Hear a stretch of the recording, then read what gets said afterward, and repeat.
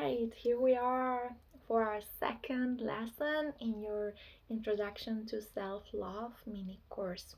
Your new favorite course that is gonna change your life forever if only you allow yourself to try out new healthy habits and stay consistent for your own sake, for your own health and well-being, because you deserve to be healthy and happy, and your health and happiness is gonna increase everybody else's health and happiness. So today we're gonna be speaking about your evening routine and how this is the second most important time of the day after waking up. Because if waking up sets the tone for our mood throughout the day, going to bed sets the tone for how well we will rest during sleep.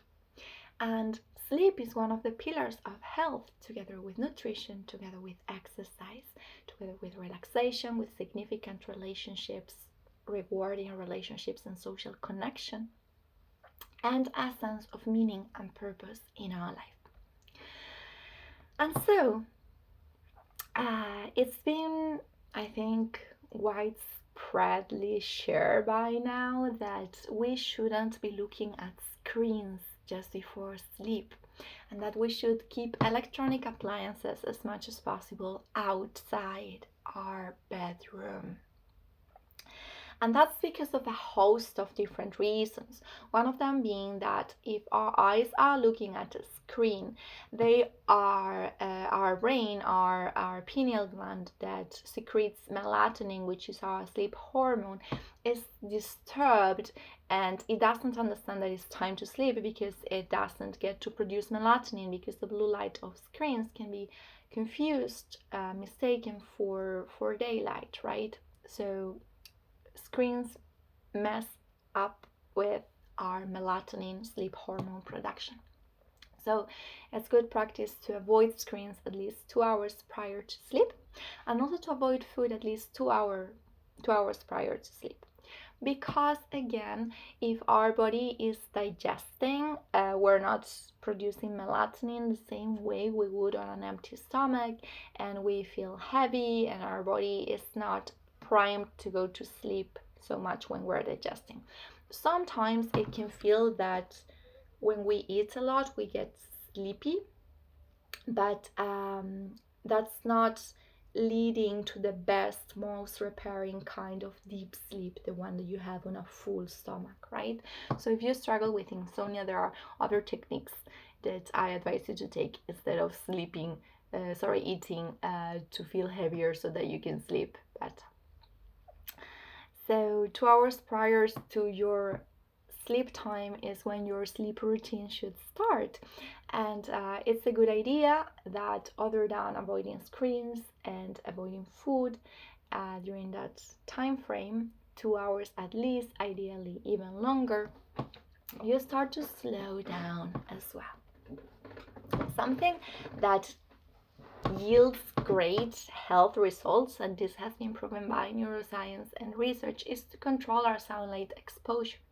The same way that morning sunlight exposure primes our body to know it's daytime and to fully awaken our organism. So it's recommended by neuroscience that as soon as you wake up, as soon as you can, you get out into the sun and you face the sun straight. You don't have to look at it with your eyes, just put yourself out in the sun as much as possible, as naked as possible, for at least 15 minutes to get some sunlight exposure as soon as you wake up. That's going to help your organism wake up. And the same thing goes for the evening routine. You it's an option, right? Remember, I'm giving you options and you decide which ones you pick. Just try to stay consistent to the extent that you can. Even if it's cloudy and you cannot fully see the sun, being out in the sun is still gonna give you some of the benefits, right? Because sunlight is still there. You can still feel it's daytime as opposed to nighttime, right? So in the evening, it's good for our organism to be out before the sun sets, so that we can experience the beautiful natural landscape well, depends where you are in the world, right? But generally, even in cities, you can have access to beautiful colors in the sky and so on. And also for your brain to understand that the sun is going down and your pineal gland to start secreting this melatonin, which it does as soon as it's signaled by your brain through your eyes, through your perception of sunlight setting, that the day is over and you can now relax. If you work shifts or you work at night, that's gonna be different for you. But for most people, this is a feasible thing, right? Most people sleep at night. So try to see the sunset, and then if you have to go on with working responsibilities or whatever other kinds of responsibilities, do so, but try to slow down as much as possible, and especially for those 2 to 3 hours before your bedtime. And it's a good idea to keep your bedroom in a cool temperature, not cold, but around 19 degrees Celsius to the extent that you can, in the dark as much as you can, and to put your phone in airplane mode if you keep it by your bed or close to your bed, if you use it as an alarm to wake up in the morning. And again, to have a relaxing alarm, as I was saying about the morning routine. And also, the same technique that we used in the morning about the body scan, the conscious breathing, and the visualization of your ideal outcomes applies at night time, because both when you wake up and when you fall asleep, your brain waves are slowing down.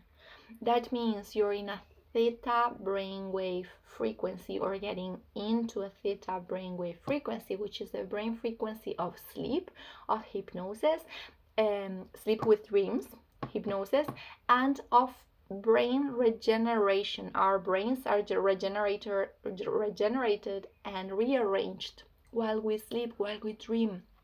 So in those moments, your brain is most susceptible, is most suggestionable to new ideas, to new stimuli. So that's why those are the best 2 moments, when you just woke up and when you're going to sleep, that you can visualize, that you can do affirmations, that you can do gratitude lists, that you can pray,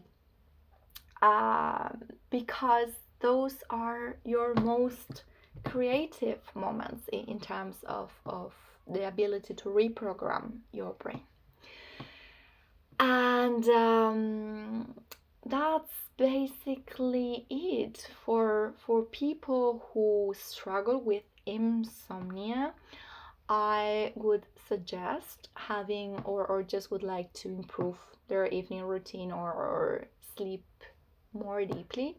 I suggest that you try a herbal tea, a relaxing tea, and 2 to 1 hour before sleep, so that your bladder is not full of liquid when you go to sleep. Try not to have it just before going to bed, because then it may wake you up during the night, especially if you're not used to that. But having herbal teas with herbs such as melissa or lemon balm, such as artemisia, such as what else, valeriana, such as what other relaxing herbs, lavender. Lavender essential oil is also a very good one to have close to your bedtime. You can smell it, you can diffuse it in the air. You can use some incense with lavender oil. You can apply it on your wrists, you can apply it on your head, on your forehead, behind your ears, anything. You can put a few drops on your pillow. Use the power of nature, the power of herbs to help you relax. And then once you lie down, a very powerful exercise, other than the ones that we will be doing in our next lesson to regulate your nervous system, you can use as well, is this gratitude for your bed that I like to do sometimes. When you're feeling anxious or agitated, when you're feeling that you cannot really connect to your visualization or to your gratitude, to your goals, to your prayers, a very simple exercise is just to feel the weight of your body on the bed and feel your body softening onto the bed and feel the bed supporting your body and really feel gratitude for that warm, comfortable bed that you have, and feel as if your bed loved you and you loved your bed. Because the sensation of coziness, love, and warmth is something that for us humans, mammals, we're still some kind of animal, right, is very comforting at a deep primal level.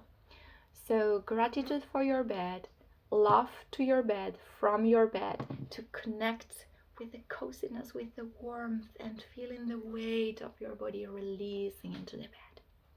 Hope this has been helpful and interesting. For any questions or comments, don't hesitate to contact me, and I'll see you for our next lesson.